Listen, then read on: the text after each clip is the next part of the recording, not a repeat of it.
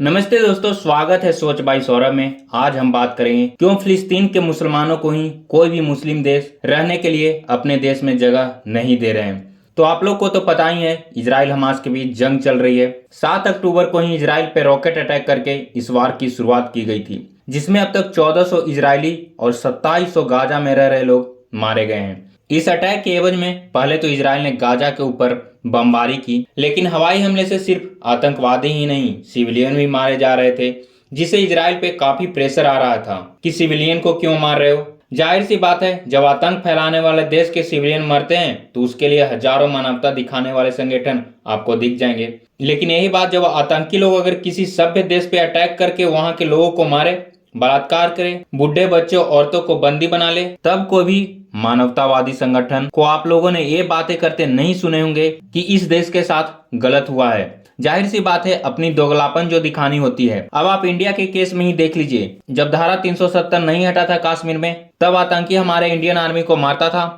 तो कोई भी संगठन ये नहीं बोलने आता था कि इनकी जान गई है, लेकिन यही आतंकवादी मरते थे, लिबरल मीडिया और मानवता दिखाने वाले संगठन हो हल्ला मचाने लगता था कि देखिए कैसे ह्यूमन राइट वायलेशन हो रहा है इंडियन आर्मी के द्वारा। क्यों भाई, आर्मी की जान की कीमत नहीं है और इन आतंकियों के लिए इतना प्रेम क्यों? ये तो कर ली हमने इंडिया की बात। अब इस वार को लेकर जियोपॉलिटिक्स की बात करते हैं। देखिए कैसे दोहरे चरित्र होते हैं अपने अपने फायदे के अनुसार। हाल ही में आपने चाइना का स्टेटमेंट सुना होगा इजराइल हमास के ऊपर। चाइना ने कंडेम नहीं किया है कि इजराइल पर टेरर अटैक हुआ है, लेकिन यही जब से इजराइल ने ऐलान किया है कि आधा गाजा पट्टी खाली कर दे, हम ग्राउंड इन्वेजन करेंगे, तब तुरंत दोगला चीन की मुंह से जवान निकल गई। उन्होंने जरा भी देर नहीं किया रिएक्शन देने में। चाइना ने कहा हम गाजा पे अटैक और ऑक्यूपेशन बर्दाश्त नहीं करेंगे। देख रहे हो दोस्तों, कौन ऐसी बात कर रहा है जो आधे मंगोलिया, 10% कश्मीर और पूरा तिब्बत दशकों पहले कब्जा के बैठा हुआ है, हजारों उइगुर मुसलमानों को कैद करके जबरन प्रताड़ना कर रहा है, वो ऐसी बातें करता है। और तो और रसिया ने भी इजराइल की हमास पे अटैक करने की बात पे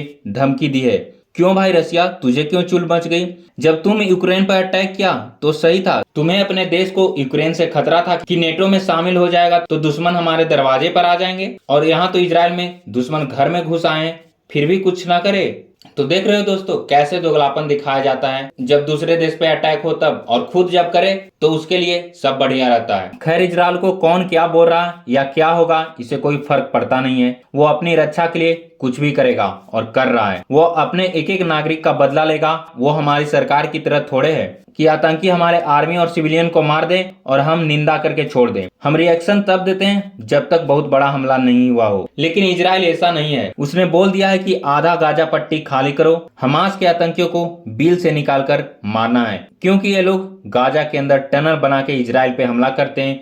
इसी को देखते हुए इजराइल ने अपनी टैंक और 6000 से 10,000 के बीच गाजा के बॉर्डर पर अपने सैनिक को तैनात कर दिए हैं। बस कुछ ही घंटों या जब तक आप वीडियो देख रहे होंगे, गाजा पे इन्वेजन कर चुके होंगे, और इसीलिए आधे गाजा में रहने वाले लोगों को साउथ गाजा जाने को बोल दिया गया है ताकि सिविलियन की डेथ ना हो। लेकिन लाखों लोग इतने छोटे जगह में कैसे रहेंगे? इसी को देखते हुए अमेरिका के फेमस पॉलिटिशियंस निकी हेली, शायद आप इनको जानते भी होंगे, उन्होंने बोला है कि इतने सारे मुस्लिम देश है, क्यों इनको पनाह नहीं दे देते। और आप इजराइल की मैप देखेंगे तो चारों तरफ आप देख सकते हैं किस तरह से चारों तरफ मुस्लिम देश भरे पड़े हैं, पर अभी तक किसी भी देश ने बॉर्डर ओपन नहीं किया है। आप देख सकते हैं गाजा के सटे ही इजिप्ट है, लेकिन उन्होंने अपने बॉर्डर ओपन नहीं करके और सिक्योरिटी टाइट कर दिया है ताकि एक भी फिलिस्तीनी लोग अंदर नहीं घुस सके।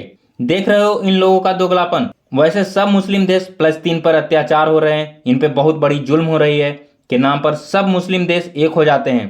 60 के आसपास मुस्लिम देश हैं, पर किसी ने इनको अपने यहाँ आने को नहीं बोल रहे हैं। सऊदी अरबिया मुसलमानों का मसीहा बना बैठा रहता है, क्यों नहीं जगह दे रहा है? उनके पास तो पैसा की कमी नहीं है। जॉर्डन, इराक सब सटे हुए देश हैं। इसी से आप समझ सकते हैं कि धर्म के नाम पर बस आतंकवाद फैलाना हो तो पैसों से, हथियार से सपोर्ट कर देंगे, लेकिन जब बात आती है उनको पनाह देने की तो मुंह में कुछ अटक जाता है, क्योंकि उसे भी पता है कि अगर ये लोग हमारे देश में आ गए तो ये लोग भी आतंकी विचारधारा के लोग हैं, आकर देश में गंदगी फैलाएगा। कोई इंजीनियर, डॉक्टर या साइंटिस्ट तो बनेंगे नहीं ये लोग। आपने 6 डे वार के बारे में सुना होगा, जब इजराइल ने 5 मुस्लिम देशों को एक साथ हरा दिया था। उस समय ऐसे ही फिलिस्तीन के लोग शरणार्थी हो गए थे, तब जॉर्डन के राजा ने बोला था कि हमारे देश में आ जाओ, हम तुझे रहने के लिए पनाह देंगे। वो बुला तो लिए, लेकिन जैसे ही 4-5 साल बीता, वो लोग AK-47 लेकर के रोड पर खड़ा होके जॉर्डन के लोगों से ही वसूली करने लगे, और तो और जॉर्डन के राजा के खिलाफ साजिश करके उनको गद्दी से हटाने के लिए चाले चलने लगे। और अब बात करते हैं अपने प्यारे देश भारत की। हमने यही गलती की थी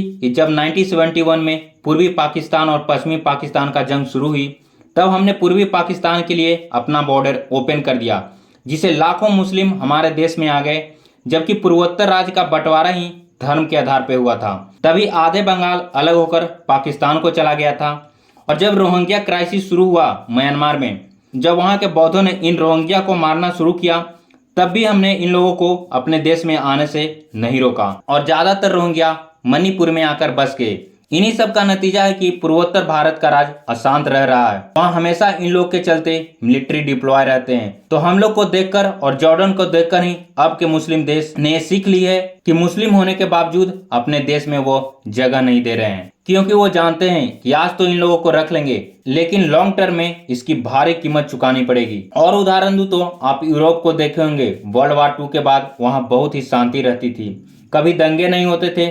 लेकिन जब से वो शरणार्थियों को अपने यहाँ रहने के लिए जगह दी, आपने आए दिन देखा होगा, चाहे फ्रांस हो, जर्मनी हो या इटली, जहां ये लोग गए, आज वहां देखिए महीने 2 महीने में दंगे होते ही रहते हैं। तो ये सबसे सीख लेकर ही कोई भी मुस्लिम देश अपने मजहब होने के बाद भी पनाह नहीं दे रहे हैं। और इसी को देखते हुए अब भारत को भी इसे बहुत बड़ी सीख लेने की जरूरत है। तो दोस्तों, ये रही हमारी आज की बातें। आपको कैसी लगी ये वीडियो हमें जरूर बताएं, और अगर हमारी बातों से आप सहमत हैं तो प्लीज एक लाइक, एक सब्सक्राइब जरूर करिएगा। Thank you for watching my video. जय हिंद, जय भारत।